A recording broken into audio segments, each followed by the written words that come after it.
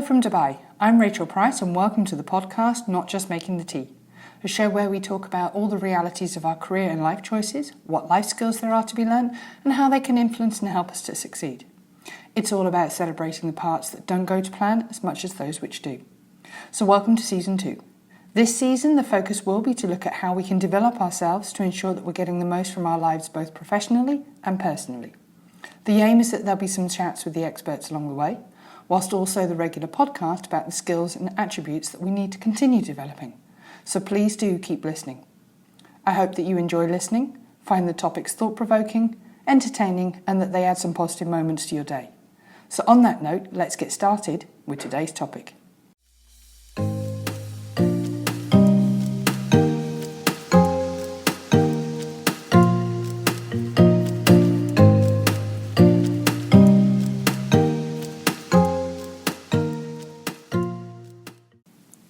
Leadership. It's not all about you. One of the greatest things about leadership is that we're all able to bring something different to the table. If you were to read articles on good leadership qualities, you would usually see a detailed list of essential qualities such as integrity, effective communication, and influence. These are all wonderful qualities to have as a leader, but I'm going to share something that I believe makes individuals stand out as a great leader: putting their people ahead of themselves. I must admit, in my early days as a leader, I thought it was all about me. I had a title, and I thought that was all I needed. I thought because of my title, everyone would follow me and respect me. I didn't think leadership was something that I needed to work hard at. I thought that I'd already arrived.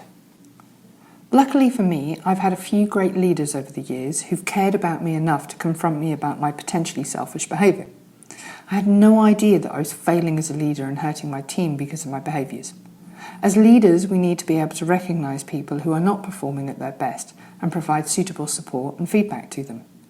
I do believe that some people are born leaders, but that we can all learn throughout life to become better leaders. One of the best lessons I've learned was that it's not all about me. So here are some ways in which you can work towards valuing your teams more. View your people as your biggest success. A good leader supports those around them.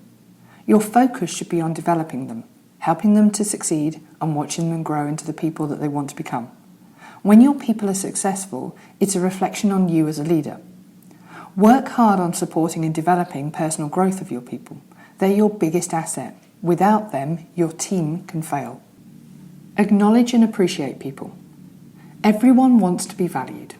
It is critical as a leader to give your team credit and recognition for the incredible things that they do, no matter how big or small. One of the key reasons why people leave jobs is because they feel underappreciated. A leader should never take the credit for the work that their team does. A good leader is a generous leader who always recognises individuals. Develop a culture of recognition within your team and make a conscious effort to call out your top performers whenever you can. When others see co-workers being recognised, it infuses motivation into your team. Everyone will work harder to be the next person whose hard work is recognised.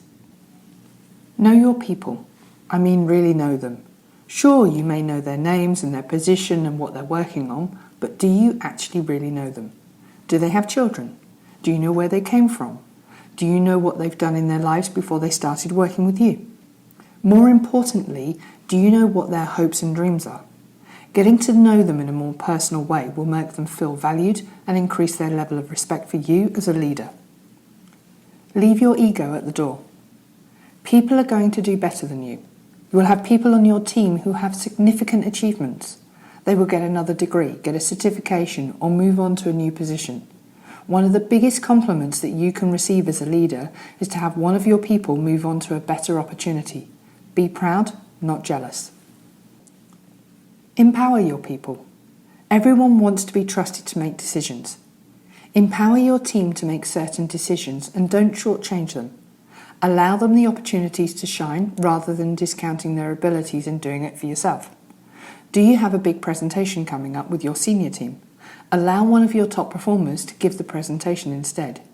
Being empowered will make them more confident and open to new projects and activities and help them strive for larger-than-life goals. Leadership is both a gift and a privilege. You can erode the cohesion of your team if you fail to value them. Everyone on the team deserves to be valued. Each one of them performs an essential part to keep the engine of your company or project running. When you can put other people's needs and interests before your own, you will in turn become a more successful leader. Well, that's today's podcast. I hope you found it interesting and helpful. Thank you for taking the time to listen. If you've enjoyed this episode, then please subscribe and get new episodes sent to you weekly. You can do that for free via Apple Podcast, Spotify, Google Podcast and other providers. I appreciate everyone who takes the time to listen. So subscribe, like, tell your friends and send me any comments. And please do rate the podcast. The rating helps bring this podcast to the attention of others, so thank you in advance. Please also check out the Instagram page, Not Just Making the Tea, for information on these topics and more. For activities and resources, go to educationyala.teachable.com. There is a direct link in the podcast information. So thank you once again, keep safe and chat soon. Have a great day.